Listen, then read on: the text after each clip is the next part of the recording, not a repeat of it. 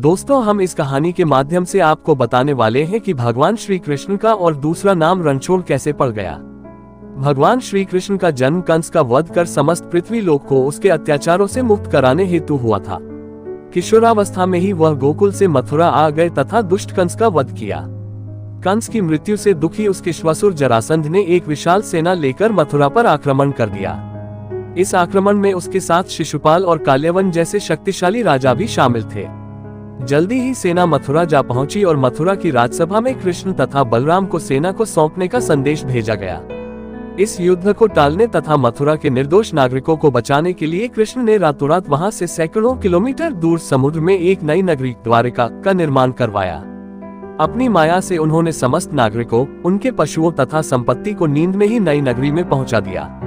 अगले दिन सूर्योदय के समय कृष्ण तथा बलराम जरासंध की सेना के सामने जा पहुंचे और उसे लड़ने के लिए चुनौती दी। जैसे ही जरासंध और दूसरे राजाओं ने कृष्ण को मारने के लिए शस्त्र उठाए, दोनों भाई भागने लगे। उन भाइयों के पीछे जरासंध तथा काल्यवन जैसे राजा भी भागने लगे।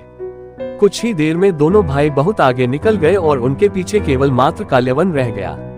उसे देवताओं ने वरदान दिया था कि उसकी हत्या किसी अस्त्र या शस्त्र से नहीं होगी। ऐसे में वह निर्भीक था और लगातार कृष्ण का पीछा करते करते एक गुफा में जा पहुंचा।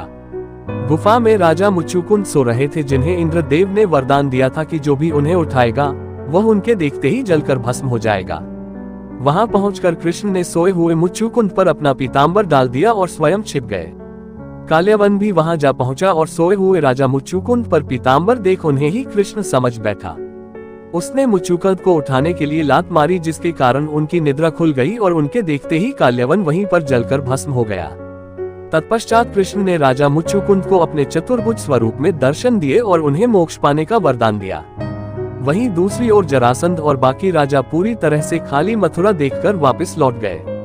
युद्ध से भागकर कृष्ण ने रखा देवताओं के वरदान का मान।